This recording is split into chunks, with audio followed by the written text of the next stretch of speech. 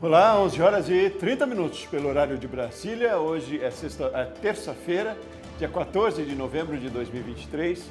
Esse é o Jornal do Empreendedor, segunda edição. Seja muito bem-vindo. Eu sou Sebastião Garcia e convido você para acompanhar comigo a partir de agora as principais notícias do dia. Volume de serviços no país cai 0,3% em setembro, mas o setor continua acima do nível pré-pandemia. Shoppings apostam na decoração de Natal para aquecer as vendas de fim de ano. E no mesmo período, 35% dos bares e restaurantes têm intenção de contratar mão de obra. Tudo isso e muito mais agora no Jornal do Empreendedor, segunda edição.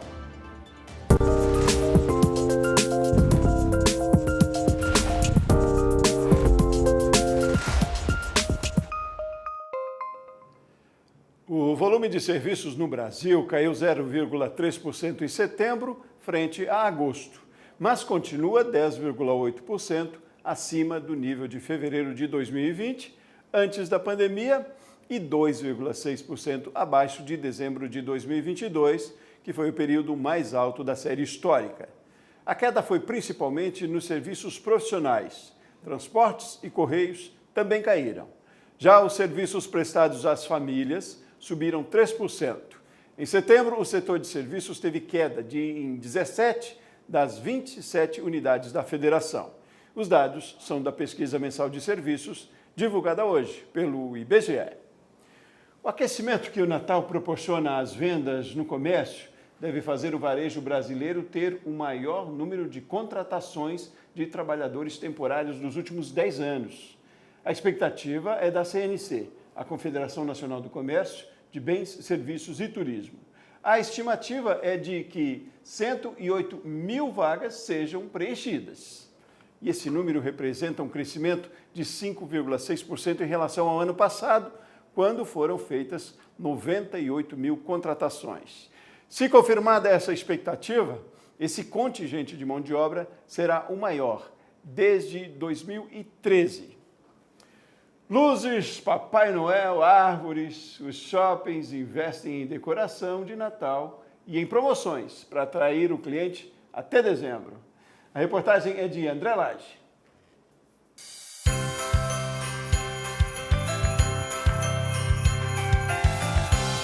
O Papai Noel já chegou na maioria dos shoppings do Brasil. Nesse centro comercial em Brasília, o Bom Velhinho e sua ajudante estão fazendo a alegria da criançada. Foi boa, foi legal, foi surpreendente. Foi assim. Eu gosto de Natal muito, eu quero um computador de mesa. Até uma área de diversão para os pequenos foi montada no local, toda no clima do período. E não é apenas o imaginário infantil que é aguçado nesta época. Quem passa por aqui se encanta com a decoração, árvores de Natal, luzes e músicas que simbolizam essa época do ano. Bom para os clientes e muito lucrativo para os comerciantes. O processo para deixar o shopping todo enfeitado começa com 8 meses de antecedência. São analisados os melhores produtos, as novidades do mercado e parcerias com empresas especializadas. Investimento que faz toda a diferença. O investimento do Natal, ele implica aí quase 25% do investimento que a gente faz durante todo o ano. Imagina que a gente tem ações como mães, namorados, Natal, todas as ações que acontecem durante o ano. A gente pega todo o investimento, 25%, 27%, está todo investido no Natal. A gente se considera meio ajudante de Papai Noel, sabe? A gente não está no Polo Norte, mas é como se fosse. Além de toda essa ornamentação, o shopping investiu em promoções para atrair o público. Com compras acima de R$500, os clientes podem trocar as notas fiscais por um panetone e um cupom para participar do sorteio de um carro. E essa promoção, o panetone, é até quanto durar o estoque e o número da sorte é até o dia 2 de janeiro de 2024. Medidas que são muito bem-vindas para os lojistas que estão otimistas diante do período e do investimento realizado pelo shopping. Essas ações que o shopping faz, geralmente a gente aproveita para estar convertendo mais vendas na loja. Eles lançam um valor mínimo de compra para trocando os cupons lá para concorrer ao carro. Geralmente as promoções é para concorrer a algo, né? E aí a gente acaba aproveitando isso para reverter. A Confederação Nacional do Comércio de Bens, Serviços e Turismo traz boas previsões para o varejo. A expectativa é de crescimento de pelo menos 5% nas vendas. Se confirmado, este será o maior avanço desde 2013, quando as vendas cresceram 4,9%.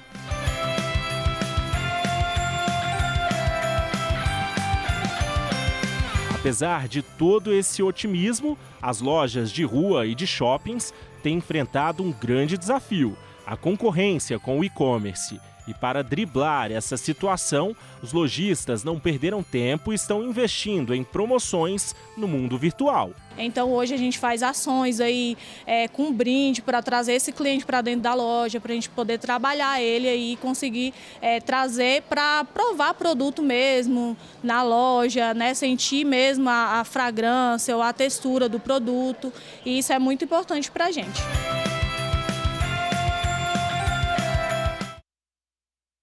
Além dessas estratégias, olha só, um levantamento divulgado nesta segunda-feira pela Abrazel, a Associação Brasileira de Bares e Restaurantes, mostra que 35% de empresários de bares e restaurantes do país pretendem contratar funcionários até o fim do ano. E o principal motivo é reforçar o quadro para atender às demandas da época. 62% dos empreendedores acreditam que o movimento vai aumentar. 22% querem melhorar a gestão e a reorganização do negócio. E 20% apostam na renovação da equipe. Os que desejam abrir filiais ou novas unidades somam 8%. Mas enquanto tem gente que contrata no fim de ano, tem empresas que precisam justamente aproveitar o período para dar férias coletivas aos funcionários. E aí surgiu uma dúvida: como esses dias devem ser contabilizados e remunerados? Vamos esclarecer essas questões com Karina Negrelli, assessora jurídica da FEComércio São Paulo. Oi, Karina, tudo bem? Tudo bem, Sebastião? Tudo bem. Obrigado, viu, pela sua gentileza de conversar com a gente. E, Karina, me diga, o que diz a legislação nessas questões, nessa época de fim de ano? Pois é, fim de ano, para algumas empresas onde a demanda diminui, é a oportunidade de trazer um descanso coletivo, fazer uma pausa, né? Muito importante dizer, Sebastião, que recesso é diferente de férias coletivas. Então, se a gente vai falar em férias coletivas, a legislação permite que seja dado tanto ao estabelecimento como um todo, como também a certos setores da empresa. E nessa situação, a legislação determina uma comunicação prévia das férias coletivas. 15 dias antes, a empresa precisa comunicar o Ministério do Trabalho e oferecer cópia desse comunicado também ao Sindicato de Trabalhadores. O período de férias pode ser dividido em 2 períodos, né? Nas férias coletivas podem ser 2 períodos não inferiores a 10 dias. Ela pode definir, então a empresa pode definir, a legislação assiste dessa maneira. A questão é como, então, né? Ela tem esse direito. Ela tem esse direito porque ela organiza, né, a produção, os meios de trabalho, então ela vai definir quem sai de férias e quem não sai. Importante que, se tratando de férias mesmo coletivas, a remuneração é aquela que nós já conhecemos das férias individuais, com 1/3 a mais, e os prazos previstos no regime geral de férias devem ser cumpridos. Pagamento com 2 dias de antecedência, né, e mais as comunicações relacionadas aí aos órgãos de fiscalização e ao sindicato. Mas além dos direitos trabalhistas aí que ele tem, o funcionário, o colaborador, e se ele não quiser férias nessa época, ele pode não tirar? Como acontece? As férias, tanto individuais como coletivas, são uma prerrogativa do empregador. Como ele suporta os riscos do negócio, ele organiza, ele tem a prerrogativa de definir as férias coletivas. Quando elas são individuais, ele só precisa cumprir o prazo de comunicação do período de fruição, de descanso, né, dessas férias, com 30 dias de antecedência. Isso no individual. No coletivo, 15 dias. Mas a definição é do empregador, é da empresa. É claro que algumas empresas fazem de uma maneira combinada as férias individuais e também as coletivas. Tentam estabelecer aí um diálogo para que saia bem para todos, mas a palavra final é do empresário. Mas é sempre bom esse diálogo, né? Esse bom senso, a conversa, para que seja harmônica também essa decisão, né? E, Karina, como é que funciona a regra de remuneração especial aí para esses dias trabalhados nesse período? Pois é, esses dias de férias, né, no período, ele é sempre acrescido de 1/3, que é uma garantia constitucional, né? E também a gente tem que estar sempre atento, Sebastião, porque a legislação estabelece essa regra geral, mas algumas categorias, nas negociações coletivas, nas convenções, nos acordos coletivos feitos pelos seus sindicatos, prevêem regras específicas. Então, é sempre importante que o empresário, além de estar atento a essas diretrizes da legislação que nós estamos tratando, também consultem as regras específicas do sindicato da categoria, para que não haja aí nenhuma diferença na remuneração das férias. Ótimo. Como é que a FEComércio pode ajudar a orientar empresários nesse período, tirar essas dúvidas, além do que a gente conversa bastante aqui toda semana também? Sim, a FEComércio São Paulo, né, ela está sempre trazendo divulgação de conteúdos no seu site e também sempre recebendo as dúvidas dos empresários do comércio, serviço e turismo, para que, de maneira pontual, possa oferecer orientações preventivas, não causando aí, né, nenhuma irregularidade e nenhuma pendência financeira das férias, né? Em relação às férias coletivas também desse período, é importante dizer que ela é deduzida das férias individuais, né? Já se o empregador, a empresa, opta por um recesso, né, simplesmente não abrir nesse período e só pagar os salários, esse período de férias individuais fica completo, não há a dedução. Por isso que a gente diz que recesso é uma coisa e férias coletivas é outra diferente. Tá certo. Karina Negrelli, assessora jurídica FEComércio SP, muito obrigado pela sua participação aqui com a gente. Obrigada a você, Sebastião. Boa tarde. Boa tarde. Seguimos, vamos fazer um intervalo rapidinho. No próximo bloco, um caso em que o cliente não teve razão. Nós voltamos já já.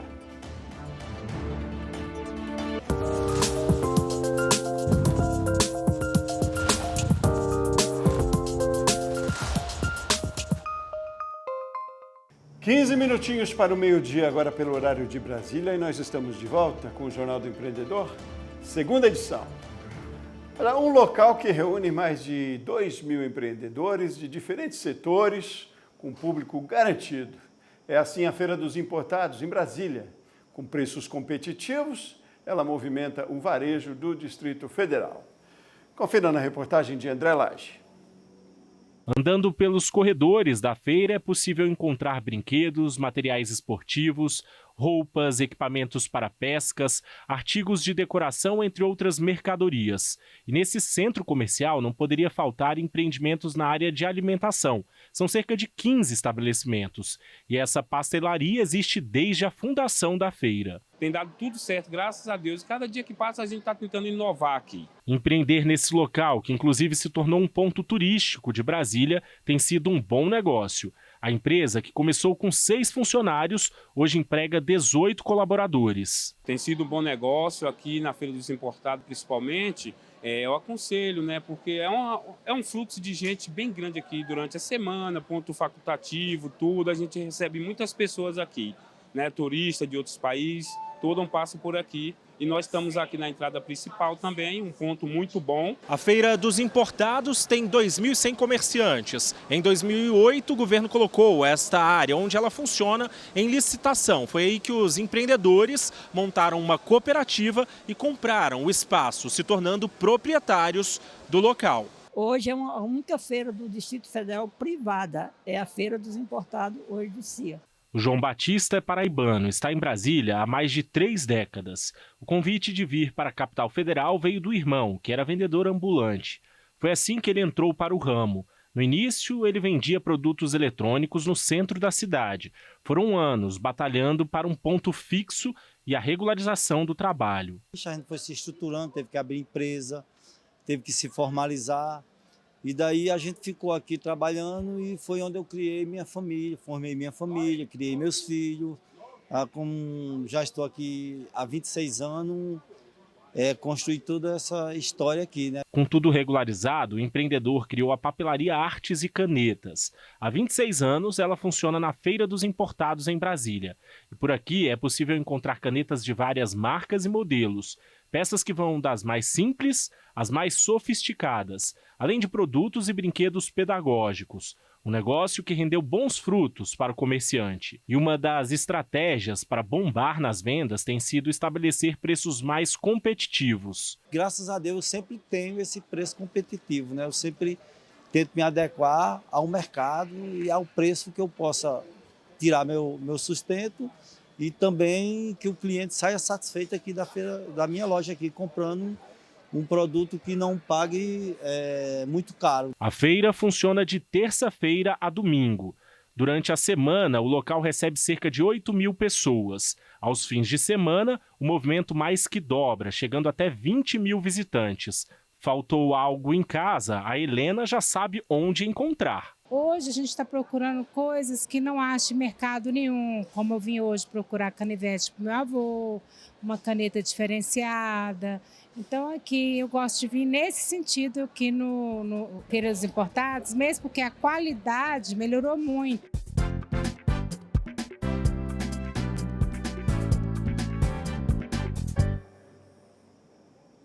Muito bem, e agora vamos ajudar você a acompanhar os principais eventos do país. Confira a agenda para os próximos dias. A oficina de empreendedorismo do Sebrae Rio Grande do Norte para elaboração de projetos será nos dias 14 e 15 de novembro em Lagoa Nova, Natal. A 8ª Feira Expo GD de geração distribuída com fontes renováveis acontece dias 16 e 17 de novembro no Expo Minas, em Belo Horizonte, Minas Gerais. A Zero Grau Feira de Calçados e Acessórios será de 20 a 22 de novembro no Serra Parque, em Gramado, Rio Grande do Sul. Também no Sul vai acontecer a Brazilian Footwear Show, de 21 a 23 de novembro, no Centro de Eventos da Fierges, em Porto Alegre. A máxima no mundo do comércio é que o cliente sempre tem razão, não é? Mas olha, em um pub na Inglaterra, as evidências provaram o contrário. Uma cliente fez um barraco e pediu reembolso porque encontrou um cabelo no prato. Até aí, procedimento normal. Só que depois, o dono do pub foi checar nas câmeras de segurança e viu que, na verdade, a mulher tinha arrancado os próprios cabelos para jogar na comida. Dá para acreditar? O proprietário fez um aviso para os restaurantes da vizinhança sobre a golpista descabelada. Olha, eu digo que empreender é um desafio diário e requer estratégias para se manter no negócio, não é?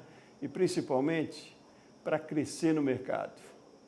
Esse é o assunto de hoje da coluna Guia Empreendedor, comigo aqui, Bruna Bonner. Bruna, é de assustar o que eu vi agora, o que a gente viu. Tudo bem com você, Bruna? Bom dia. Sebastião, tudo bom? É de assustar mesmo. Estou decepcionada. Pois uma imagem como... Pois é, já não bastam os desafios que se tem para empreender, estratégias que precisa se criar a cada dia. É sobre essa proposta da nossa conversa agora, né? Vamos lá, Bruna, como é que se faz, como é que se traça estratégias por onde começar, para, além de pensar em abrir um negócio, manter e crescer também? O que é que você diz?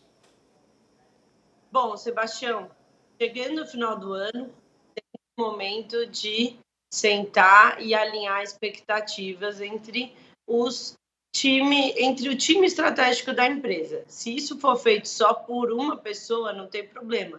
Mas esse momento de reflexão é de suma importância para deixar tudo bem claro de onde a gente quer chegar.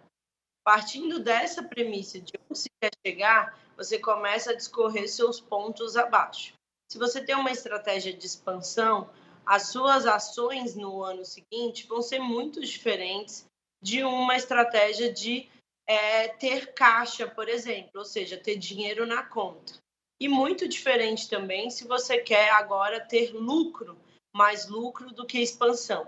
Então, ter essa reflexão de onde você quer chegar é o ponto de partida para começar a planejar o ano seguinte, mas principalmente planejar todos os anos seguintes. Não é que você vai fazer um planejamento totalmente diferente a cada ano que se passa, até porque quando a gente fala de empresa, normalmente as ações têm médio e longo prazo para acontecerem. Mas, Bruna, a gente faz as estratégias, pode fazer mais de uma, para mais de um objetivo, eu diria, ou estratégia para o produto, ou estratégia para a expansão de cliente. É tudo junto ao mesmo tempo, não é? Sim, são complementares, são multiáreas e também elas decorrem de um prazo para acontecerem e mostrarem resultados. Porém, não podem ser estratégias antagônicas, né? Por exemplo, se você quer fazer expansão, você precisa ter dinheiro em caixa, porque você está falando de abrir lojas e colocar dinheiro na frente de ter o lucro. Então, você não pode fazer uma estratégia financeira de ter caixa, de conseguir dinheiro na conta e, ao mesmo tempo, estar expandindo. Isso não vai dar certo, elas são antagônicas. Agora, qual é a diferença de estratégia e meta? É uma coisa só? A meta é onde você quer chegar. Aí você usa a estratégia para atingir a meta. Então, a meta está lá em cima e aí você vai descendo a estratégia para os níveis da empresa, operacional, tático, para atingir aquela meta. Por isso é tão importante ter uma meta, Sebastião. Porque se você não tem, para onde vocês estão indo? Né? Se você tem uma sorveteria e você não tem uma meta clara, o que você vai fazer? Você vai desenvolver novos sabores? Você vai abrir uma loja na outra praça? Você vai virar aquela sorveteria, virar um bar também? Qual é a sua meta? Bruna, me diga do quanto é importante, então, as estratégias bem definidas, né? Tendo a meta também definida, para se enfrentar a adversidades que acontecem, né? A gente está sempre numa economia instável e, às vezes, podem acontecer situações que estão para além do balcão, eu diria, do estabelecimento, né? Numa forma figurada, porque hoje o modelo não é só de balcão, né? Mas, enfim, então, por que é tão importante se traçar as estratégias? Sim, Sebastião, muito boa pergunta, porque eu já vi muito empresário desistir de fazer planejamento, porque ao longo do ano muda tudo e aí o planejamento vai para o lixo. Já vi bastante mesmo. E não é assim. As metas não quer dizer um gesso na companhia. Você precisa, mesmo com meta e planejamento, e ser adaptável às circunstâncias de mercado. Há uma pandemia. Ninguém previu uma pandemia, mas muita gente sobreviveu, porque você tem que se adaptar e essa é a habilidade número 1 de quem quer empreender. A meta, ela serve para te guiar, porém, novamente, ela é mutável. Se passa um cavalo selado na sua frente, você não vai pular porque não está na sua meta? Não, você vai pular. Então, se o seu negócio de sorveteria está tendenciando para um alto calor, como a gente está agora, você tem que mexer no seu planejamento e produzir mais para atender esse mercado que está pulsando agora. Então, essa capacidade de adaptação ela é de suma importância para que você continue crescendo o seu negócio. Mas o planejamento, a meta, ela serve muito como norte para o ano, para os seus colaboradores, para eles saberem para onde estão indo. Às vezes, para o empreendedor empresário, está claro onde ele quer chegar, mas para o liderado não está. E esses planejamentos ajudam nisso, nesse guia, nessa inspiração. E outro ponto importante, fazendo referência a esse vídeo horrível da mulher jogando cabelo na comida de propósito, que a gente não se desanime com situações assim, porque isso são exceções, né? Que a gente não se guie pela exceção, que a gente se guie pela maioria. Uma pessoa dessa é lamentável, mas que o empresário realmente não tenha isso como regra, porque não é. A gente sabe que, na verdade, quando a gente está trabalhando, a gente recebe famílias super de bem, pessoas que passam elogiando, pessoas que vão comemorar o aniversário, muitas vezes no seu restaurante, ter um momento especial e que trate esses casos como casos isolados. Quando a gente fala de uma pessoa que está vendendo online e tem ali uma má fé na atitude, que você tenha regras claras para o seu consumidor de que você não aceita troca fora do prazo, troca sem etiqueta, porque aí você evita também essas pessoas de má fé de se aproveitarem do seu negócio. Uma comunicação clara pode te ajudar. Isso aí, ótimo. Vamos pensar sempre pelo lado positivo. A gente tem sempre mais para comemorar e para planejar de forma produtiva, né, Bruna, do que reclamar também. Muito obrigado, viu, mais uma vez pela sua participação hoje. A gente volta a conversar semana que vem. Obrigada, Sebastião. Tchau, tchau. Tchau. Seguimos. Olha, vamos para a informação, para encerrar o jornal, alguns lembretes.